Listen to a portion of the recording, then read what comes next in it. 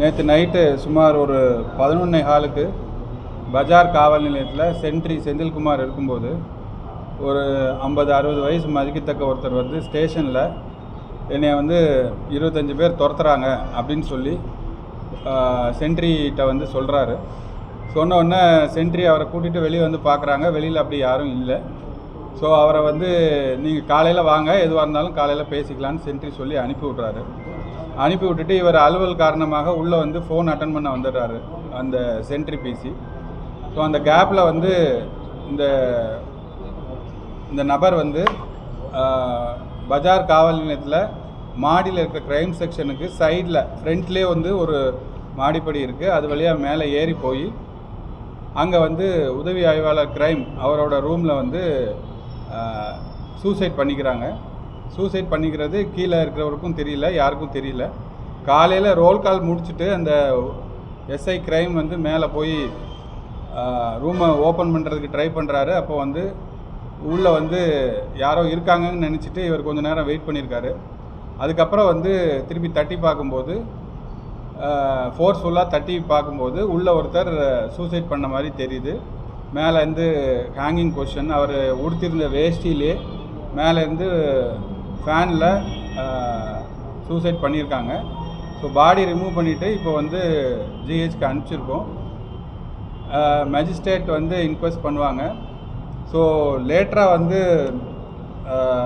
இது யார் அப்படின்னு ஐடென்டிஃபை பண்ணும்போது அந்த குறிப்பிட்ட நபர் வந்து ஒரு ஏபிபி பஸ்ஸில் வந்து இறங்குறாரு. இறங்கி நைட் 11 மணிக்கு டவுன் ஹால் ஓபியில் போய் உள்ளே போய் 5 நிமிஷம் உட்காந்துருக்காரு. அதுக்கப்புறம் வந்து போத்தீஸ்க்கு ஓடி வராரு, போத்தீஸ் கார்னர் ஜங்ஷனுக்கு ஓடி வராரு. அதுக்கடுத்த கேமராவில் பார்க்கும்போது 11:17க்கு போத்தீஸ் கார்னரில் கிராஸ் பண்ணி பஜார் போலீஸ் ஸ்டேஷனுக்கு 11:19 கிட்ட வராரு.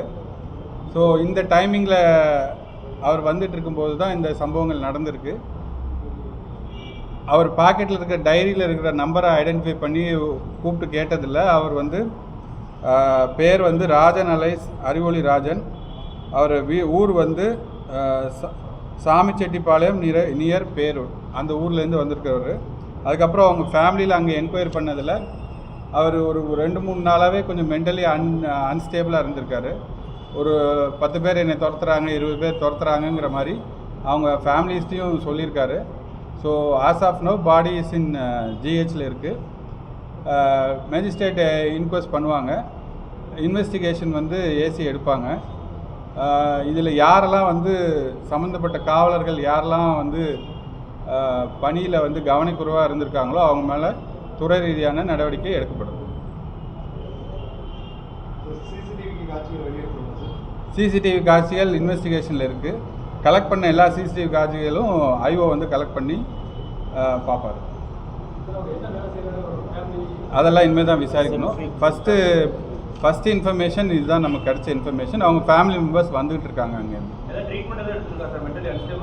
மென்டல் அதெல்லாம் இனிமேல் தான் விசாரிக்கணும். இப்போ ஃபஸ்ட் ஹேண்ட் இன்ஃபர்மேஷன் இதுதான் நமக்கு கிடைச்சிருக்க இன்ஃபர்மேஷன். என்னங்க இதில் வேஷ்டி அவர் கட்டிட்டு வந்த வேஷ்டியிலே ஃபேனில் தூக்க மாட்டிருக்காங்க. சென்ட்ரி தவிர வேறு யாரும் இல்லை. அதான் கவனக்குறைவாக இருக்கிறவங்கள இப்போ எல்லாத்தையும் அலர்ட் பண்ணியிருக்கோம். கவனக்குறைவாக இருக்கிறவங்க மேலே கண்டிப்பாக துறை ரீதியான நடவடிக்கை இருக்கும். வேறு என்னங்க வழக்கு இருக்கிற மாதிரி இப்போதைக்கு தெரியல. நம்ம சிசிடிவிஎஸ்ல திருப்பி போட்டு பார்க்கணும்.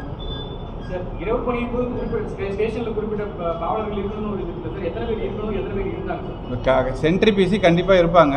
பட் யாராவது அக்யூஸ்டு இருந்தாங்கன்னா ஸ்டேஷனில் அக்யூஸ்டு ஷேடோவுக்கு கண்டிப்பாக ஆள் இருப்பாங்க.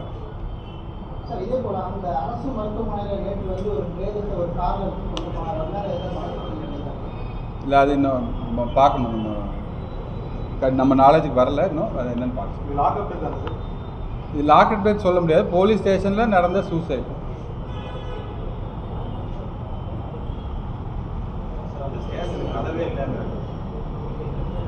பொதுமக்கள் வரணுங்கிறக்காண்டி இருக்கலாம். பட் அதையும் இப்போ சரி பண்ண சொல்லியிருக்கோம். சைடு கதவு, மெயின் கதவு எல்லாத்தையுமே சரி பண்ணி திருப்பி இன்ஸ்டால் பண்ணுறதுக்கு சொல்லியிருக்கோம். வேறு எனி கொஸ்டின்? அதை செக் பண்ணணுங்க, சிசிடிஎன்எஸ்ல இனிமேல் தான் செக் பண்ணணும். ஆமாம். செய்திகளை உடனுக்குடன் தெரிந்து கொள்ள கீழ்கண்ட கேபிள் மற்றும் டிடிஹெச் நெட்வொர்க்குகளில் எம்நாடு செய்தி தொலைக்காட்சியை காணுங்கள்.